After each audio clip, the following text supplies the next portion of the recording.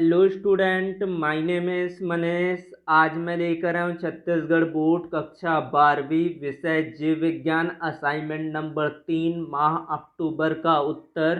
तो student video को like share और यूट्यूब चैनल को सब्सक्राइब कर ले। इसका पीडीएफ टेलीग्राम पर मिलेगा, लिंक डिस्क्रिप्शन पर दिया गया। डीएनए अणु को आरएनए के तुलना में अच्छा आनुवंशिक पदार्थ माना गया है। क्यों?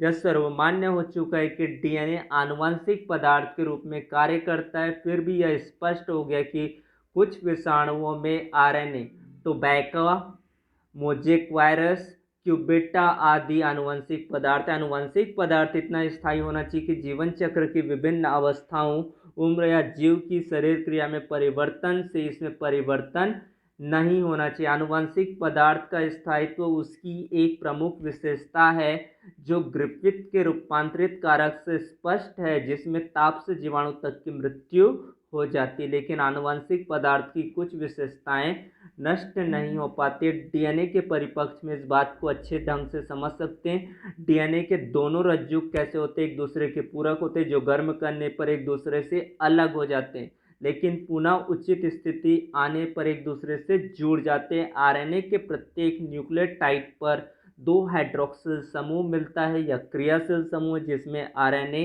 अस्थिर व आसानी से विखंडित हो जाते हैं। इस कारण से डीएनए रासायनिक संगठन की दृष्टि से कम सक्रिय व संरचनात्मक दृष्टि से अधिक स्थायी होता है। आनुवंशिक कोड रूपांतरण की प्रक्रिया में आनुवंशिक सूचनाएं न्यूक्लियोटाइड के बहुलक से एमिनो अम्ल के बहुलक की ओर स्थानांतरित होती है। एमिनो अम्ल के न्यूक्लियोटाइड में न तो कोई पूरकता मिलती है, न ही सैद्धांतिक रूप से इसके बारे में सोच सकते। न्यूक्लिक अम्ल में परिवर्तन से प्रोटीन के अमीनो अम्ल में परिवर्तन हो जाते। इस क्रिया को आनुवंशिक कोड कहते हैं। आनुवंशिक कोड की विशेषताएं: प्रकुट त्रिक होता है। 61 प्रकुट अमीनो अम्ल का कुट लेखन करते हैं, व 3 प्रकुट का कुट लेखन नहीं करते हैं। एक प्रकुट केवल एक अमीनो अम्ल का कुट लेखन करते हैं। कुछ अमीनो अम्ल का कुट लेखन एक से अधिक प्रकुटों द्वारा होता है। टीआरएनए ट्रांसफर आरएनए, और आपका एम है मैसेंजर आरएनए, और आर है राइबोसोमल आरएनए। में आपको डिफरेंस बताना है। आकार कैसा होता है? तिपत्तिया घास की पत्ती का आकार होता है। एम आरएनए लीनियर होता है आपका। आर आरएनए एक गोलाकार अणु होता है। टी राइबोसोम के लिए विशिष्ट अमीनो अम्ल का परिवहन नाभिक से राइबोसोम तक पॉलीपेप्टाइड के ट्रांसक्रिप्ट डीएनए का संदेता। उसके बाद आर आरएनए राइबोसोम बनाने के लिए विशिष्ट प्रोटीन से जुड़ा होता है। कैंसर कोशिकाएं सामान्य कोशिकाओं से कैसे अलग होता है? तो हमारे शरीर में कोशिका वृद्धि और विभेदन अत्यधिक नियंत्रित और नियमित है। कैंसर कोशिकाओं में ये नियामक क्रियाविधियां टूट जाती है। प्रसामान्य कोशिकाएं ऐसा गुण दर्शाती है जिससे समस्पर्श संदमन कहते हैं। इसी गुण के कारण दूसरी कोशिकाओं से उसका संस्पर्श उसकी अनियंत्रित वृद्धि को संबंधित करता है। ऐसा लगता है कि कैंसर कोशिकाओं में यह गुण खत्म हो गया। इसके फलस्वरूप कैंसर कोशिकाएं विभाजित होना जारी रख कोशिकाओं का भंडार खड़ा कर देता है, जिसे अबूर्त यानी कि ट्यूमर कहते हैं।